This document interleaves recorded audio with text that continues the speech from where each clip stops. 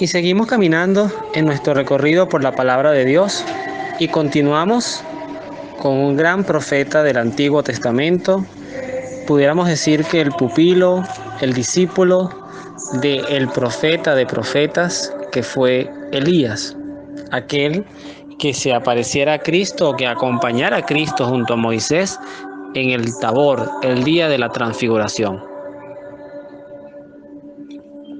Eliseo no solamente se muestra en el Antiguo Testamento, en el segundo libro de los Reyes, como un profeta que lleva o anuncia la palabra de Dios, sino que también a Dios a través de él realiza prodigios, milagros. Y siempre es bueno destacar que nadie, absolutamente nadie, en la limitada racionalidad y humanidad puede afirmar, o en este caso, negar los milagros de Dios. Puede ser que no los entendamos, que tratemos de buscarle una lógica cientificista, racional, pero los milagros de Dios están. Porque además el propio Papa Emérito Benedicto XVI, que en el momento de esta grabación todavía vive, él decía que negarle a Dios los milagros era negarle su señorío, su autoridad sobre todo lo creado. Haciendo ese inciso, no son pocas las coincidencias de eventos que vemos en el Antiguo Testamento, y especialmente lo podemos ver en Eliseo. En nuestro capítulo anterior lo pudimos ver, básicamente reflejada en el milagro del aceite, y que lo comparamos con el milagro de las bodas de Caná. Pero este milagro, así como pues ya descubrimos que el primer resucitado de la Biblia no es de los tiempos de Cristo, sino en los tiempos de Elías y Eliseo, vamos a descubrir hoy que la primera multiplicación de los panes no ocurre en los tiempos de Jesús, y que tampoco tiene que ver con el maná del desierto, sino que en esta ocasión vamos a hablar de un milagro exactamente igual en concepto y en esencia, que fue la multiplicación de los panes que hizo Cristo, que lo narra el Evangelio de San Mateo, también el Evangelio de San Juan, y este episodio en el segundo libro de los Reyes. Vamos a leer el texto, es muy breve, y luego vamos a tratar de meditarlo. Llegó de Balsaliza uno que traía al hombre de Dios pan y trigo. Eran los primeros 20 panes hechos con cebada de la última cosecha. Eliseo le dijo: da los panes a estas personas para que coman. Su servidor le dijo: ¿cómo voy a repartir estos panes entre 100 hombres? Dáselos a la gente que coma, insistió Eliseo. Porque así dice Yahvé: comerán todos y sobrará. El hombre entonces se los presentó. Ellos comieron y dejaron sobras, como Yahvé había dicho. Palabra de Dios, te alabamos, Señor. En este milagro tan brevemente explicado, pero tan portentosamente vivido, o sea, a veces hay narraciones que se leen muy rápido, pero uno tiene que colocarse en el contexto de lo que implica hacer una promesa o dar una orden con la certeza de que no vas a quedar en ridículo ante los demás. ¿Qué quiero decir con esto?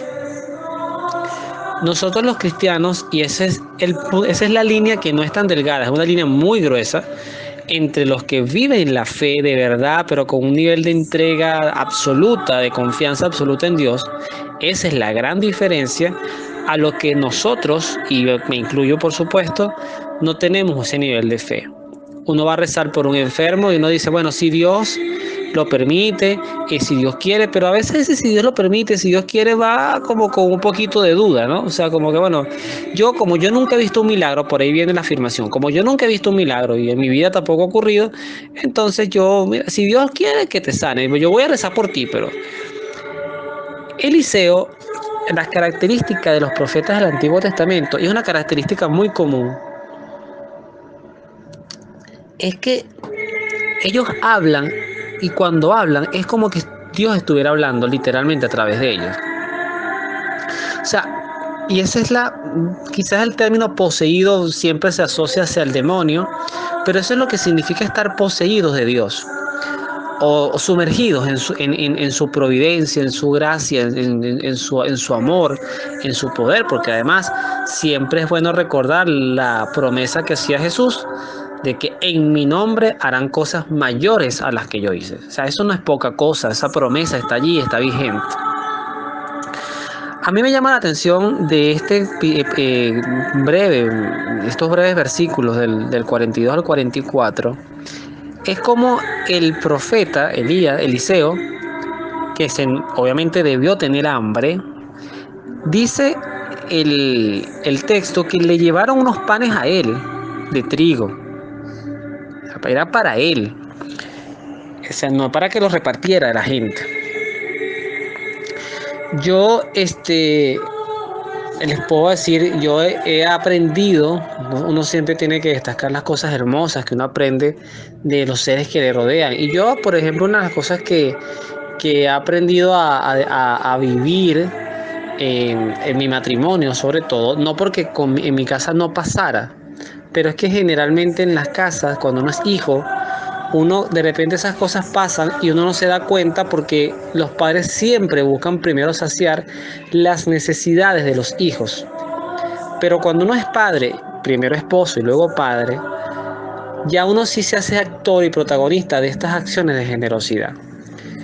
Y hago esa mención porque yo con mi esposa, algo que yo alabo mucho de ella, entre muchas cosas, es que, por ejemplo, cuando ella le regalan un chocolate, ella lo primero que hace es abrirlo, picarlo entre la cantidad de personas que estén y repartirlo. Por supuesto, ella garantiza el de ella, pero reparte de lo que tiene con mucha generosidad. Y ese nivel de desprendimiento no todas las personas lo tienen. Hay personas que inclusive pueden recibir algo y se lo llevan aparte, se lo comen aparte, escondida, para que los demás no se enteren. Y eso puede pasar con el dinero, eso puede pasar con la comida.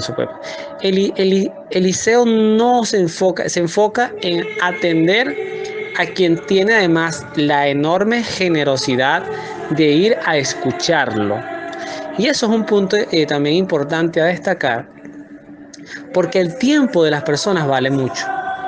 Y cuando una persona te dedica tiempo para escucharte, para atenderte, para seguirte, inclusive ahora que está este tema de las redes sociales, que le gusta seguirte porque le gusta lo que publicas, lo que escribes, lo que grabas, esas personas merecen respeto y mirada de atención. No solamente lo que yo me beneficio de ellas, sino como también dice el libro Los Hechos de los Apóstoles, y son palabras de Cristo, hay más alegría en dar que en recibir. Y eso es la vivencia principalmente de este concepto. Pero además,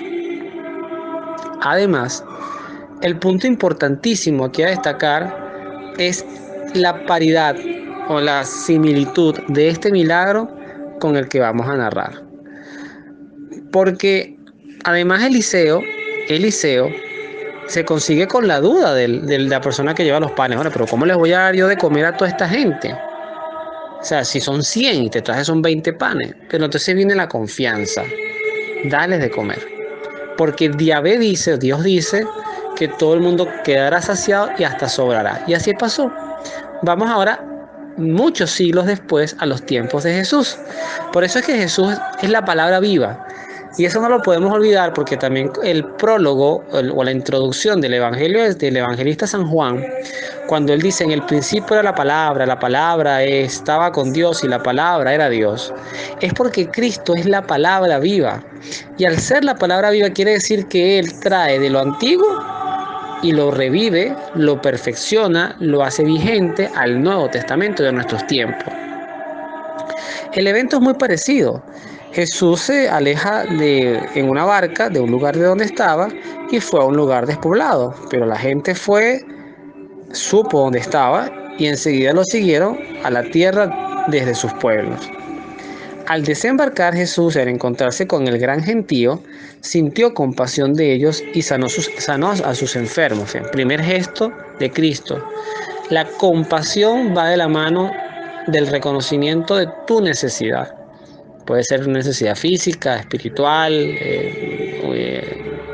puede ser una necesidad alimenticia, puede ser una pobreza económica extrema. O sea, Cristo se compadece y lo primero que hace es sanar, atender, y luego viene el otro punto. Cuando ya caía la tarde, sus discípulos se le acercaron y le dicen: estamos en un lugar despoblado y ya ha pasado la hora. Despide a esta gente para que se vayan a sus aldeas y compren algo de comer. Que es fácil, y miren, se los digo por experiencia propia. Lo más fácil es despachar. Vaya para que atienda su necesidad usted mismo. Despache. Cristo ahí detiene, y ahí comienza la primera enseñanza, porque lo que les dice Cristo es: no tienen por qué irse, denles ustedes de comer. Ahí Cristo no solamente estaba haciendo el preámbulo para un milagro, sino también estaba creando la conciencia cristiana, y eso lo puedo decir como un manual.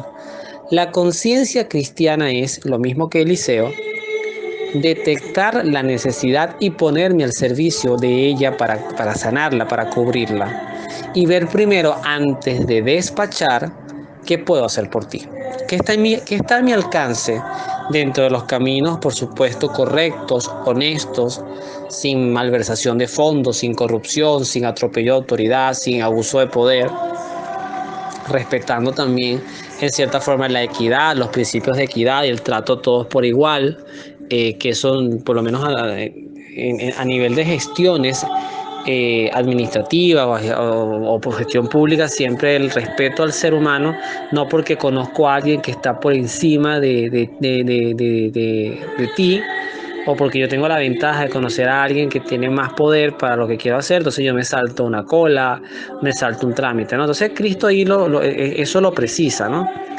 Denles ustedes de comer. Ellos, inmediatamente lo que dice Mateo, ya en Juan lo tenemos un poco más claro, en el Evangelio de San Juan, aquí solo tenemos 5 panes y 2 pescados. ¿Qué nos dice Juan? Que esos 5 panes y 2 pescados los trajo un joven, un niño, un adolescente que estaba allí. Él sí dio de lo que tenía. Vean el ejemplo con Eliseo, ¿no? Yo tengo esto, pero en vez de yo comérmelo y asegurar lo mío, lo pongo al servicio. Lo pongo en las manos de Dios, que es el que tiene el poder de multiplicar, y por aquí va la reflexión también. Entonces, Cristo manda que se los traigan, manda sentar a las personas, toma los 5 panes, los 2 peces, levantó sus ojos al cielo, pronuncia la bendición, parte los panes, los entrega a los discípulos, y los discípulos los daban a la gente. Sorpresa, todos comieron y se saciaron, y se recogieron los pedazos que sobraron, 12 canastos llenos. Los que habían comido eran unos 5.000 hombres, sin contar mujeres y niños. Palabra del Señor. Gloria a ti, Señor Jesús. Voy a hacer solamente un inciso porque lo he escuchado y bueno, es parte de esta humanidad, de esta nueva teología económica, por no usar otro término, que busca ser muy práctica y busca racionalizarlo todo.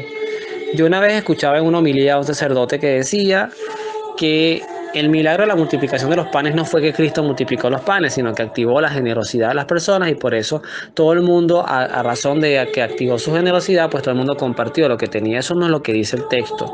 No tenemos necesidad alguna, no le hace ningún bien al Evangelio ni al poder de Dios simplificar y tratar de entender el poder sobrenatural que tiene Dios sobre la materia, sobre las cosas. Sí hubo una multiplicación de los panes. Eran 5 y terminaron alimentando a más de 5.000 personas. Punto. Ahí no hay más. Ahora, que tú no lo entiendes, que no lo comprendes, que no lo aceptas, que tú no lo has vivido, es una experiencia tuya personal. Pero los milagros de Cristo no se niegan, se agradecen, se admiran. Y esa es una enseñanza para consagrados y para laicos también. El otro aspecto es lo que Dios puede hacer con nuestros dones, con nuestros bienes, servicios, talentos en sus manos. Señor, ¿qué puedo hacer yo por mi país si yo lo que soy es un pobre individuo que gana un salario normal, un asalariado, que cumple un horario? Si tú colocas tu voluntad en mis manos, yo te digo que puedes hacer por mi país, por tu ciudad, por tu familia, por tu comunidad. Dios puede multiplicar infinitamente. No sé si recuerdan el episodio del aceite de Eliseo, el episodio anterior. El aceite se deja de reproducir milagrosamente cuando se acabaron las vasijas. Si no, todavía estuvieran llenándose de aceite. Entonces, el límite a Dios se lo pone uno mismo. Señor, tengo todas estas cuentas. Eso es una necesidad. Tengo todas estas cuentas por pagar y lo que tengo en mi cuenta bancaria es esto. No esperemos que con un chasquido lo que antes tenía 3 ceros ahora va a tener 100 ceros. Eso no es lo que va a ocurrir. Posiblemente no sea así el milagro. Pero Dios sí puede abrirnos posibilidades de encontrar los recursos, de encontrar una persona que nos preste y nosotros la responsabilidad de pagarle, de también darnos la sabiduría para aprender a gestionarnos, administrar nuestro tiempo, administrar nuestros recursos, administrar nuestro talento, nuestra comida, nuestros gastos. O sea, esto da para mucho, pero todo en las manos de Dios. La multiplicación de los panes tiene mucho que ver con esto, con que Dios tiene el poder de hacer mucho por ti y por mí, pero lo va a hacer desde lo que tú mismo tienes. No te va a traer fuentes externas. Eliseo logra la multiplicación de los panes, que al final es poder de Dios, con los que le habían traído. Y Cristo logra la multiplicación de los panes y de los peces con lo que le habían traído. No puso un golfeado adicional, no puso una botellita de vino adicional. Si hay 5 panes y 2 peces, pues voy a multiplicar 5 panes y 2 peces. No, de los panes y los peces no voy a hacer pizzas y hamburguesas. Entonces, también tenemos que ver qué hay en nuestras vidas, porque si en nuestras vidas hay mucha maldad, Dios no tiene de dónde multiplicar, porque Dios no va a multiplicar ni la maldad tuya ni la maldad de otros. Esa se multiplica sola, como un cáncer, que Dios sí tiene el poder de curar, si le permitimos entrar en nuestras vidas. Así que ejemplo de estas lecturas, que aprendamos a confiar en la providencia de Dios, que le entreguemos a Dios lo que tengamos, y Él, con su poder, multiplicará para saciar y para que seamos agradecidos en su obra de nuestras vidas, y que al final podamos decir, como nos sugiere la coronilla de la Divina Misericordia: Jesús, en ti confío. Que Dios los bendiga, nos vemos en la oración.